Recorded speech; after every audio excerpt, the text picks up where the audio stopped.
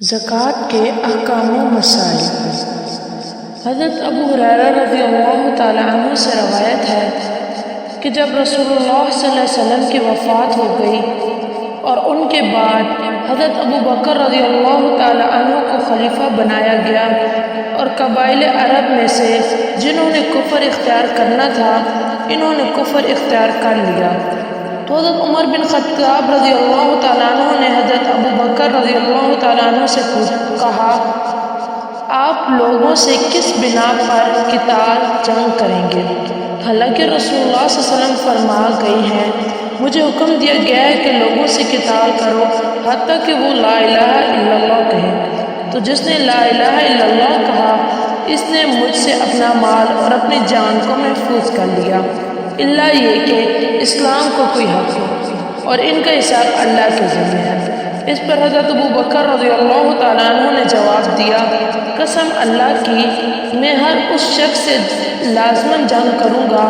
جو نماز اور زکوٰۃ میں فرق کرے گا، کیونکہ زکوٰۃ مال کا شرعی حق ہے۔ قسم اللہ کی اگر ان لوگوں نے مجھ سے وہ رسی بھی روک لی جو وہ رسول اللہ صلی اللہ علیہ وسلم کو ادا کیا کرتے تھے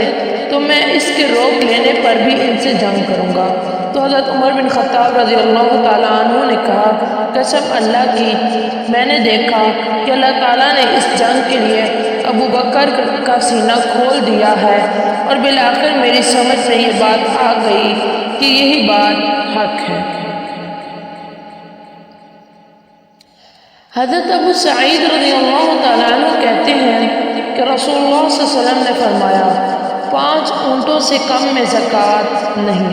اور 5 اوقیہ چاندی سے کم میں زکوٰۃ نہیں، اور 5 وسق سے کم غلے میں زکوٰۃ نہیں۔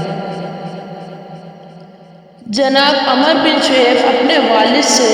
اور وہ شعیب اپنے دادا عبداللہ بن عمر رضی اللہ تعالیٰ عنہما سے روایت کرتے ہیں کہ ایک خاتون رسول اللہ صلی اللہ علیہ وسلم کی خدمت میں آئی، ان کے ساتھ ان کی بیٹی بھی تھی، اور بیٹی کے ہاتھ میں سونے کے 2 موٹے موٹے کنگن تھے۔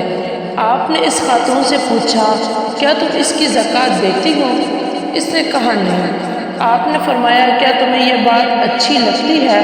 کہ قیامت کے روز اللہ تمہیں ان کے بدلے آگ کے 2 گھنگن پہنائے؟ چنانچہ اس عورت نے ان کو اتارا اور نبی کریم صلی اللہ علیہ وسلم کے سامنے ڈال دیا اور کہنے لگی، یہ اللہ اور اس کے رسول کے لیے ہے۔